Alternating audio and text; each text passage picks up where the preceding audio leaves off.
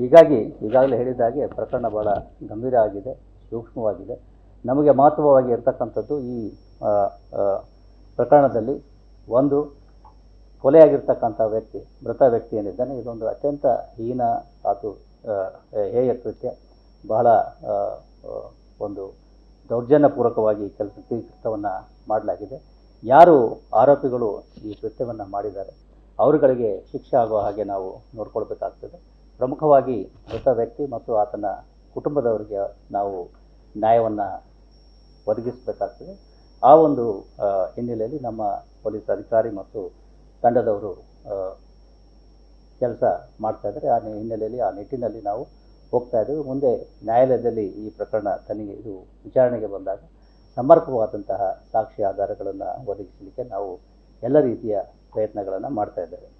ಆದರೆ ಒಂದೇ ಒಂದು ತಮ್ಮಲ್ಲಿ ಕೋರಿಕೆ ಇರ್ತಕ್ಕಂಥದ್ದು, ಈ ಒಂದು ಹಿನ್ನೆಲೆಯಲ್ಲಿ ನಾವು ಈ ಮೃತ ವ್ಯಕ್ತಿಗೆ ನ್ಯಾಯವನ್ನು ಒದಗಿಸಬೇಕಾದರೆ ಅಥವಾ ಕುಟುಂಬಕ್ಕೆ ಸಾಂತ್ವನವನ್ನು ಕೊಡಬೇಕಾದರೆ ಅಥವಾ ಮೃತ ಕುಟುಂಬಕ್ಕೆ ಒಂದು ಈ ಪ್ರಕರಣ ಸಂಪೂರ್ಣ ಒಂದು ತಾರ್ಕಿಕ ಅಂತ್ಯಕ್ಕೆ ತೆಗೆದುಕೊಂಡು ಹೋಗಬೇಕಾದ್ರೆ ಮಾಧ್ಯಮದವರ ಸಹಾಯ ಮತ್ತು ಬೆಂಬಲ ಮತ್ತು ಅವರ ಒಂದು ಸಹನೆ ಮತ್ತು ತಾಳ್ಮೆ ಕೂಡ ಬಹಳ ಮಹತ್ವ ಆಗ್ತದೆ. ಯಾಕೆಂದರೆ ಕಳೆದ ಒಂದು ವಾರದಲ್ಲಿ ನಾವು ನೋಡ್ತಾ ಇರ್ತಕ್ಕಂಥದ್ದು ಈ ಒಂದು ಪ್ರಕರಣಕ್ಕೆ ಸಂಬಂಧಪಟ್ಟ ಹಾಗೆ ಆರೋಪಿಗಳಲ್ಲಿ ಕೆಲವರು ಸೆಲೆಬ್ರಿಟಿಗಳಾಗಿರೋದ್ರಿಂದ ಮಾಧ್ಯಮದಲ್ಲಿ ಹೆಚ್ಚಿನ ಕುತೂಹಲ ಮತ್ತು ಸಾರ್ವಜನಿಕರಲ್ಲಿಯೂ ಕೂಡ ಹೆಚ್ಚಿನ ಒಂದು ಕುತೂಹಲ ಕಂಡುಬರ್ತಾ ಇದೆ.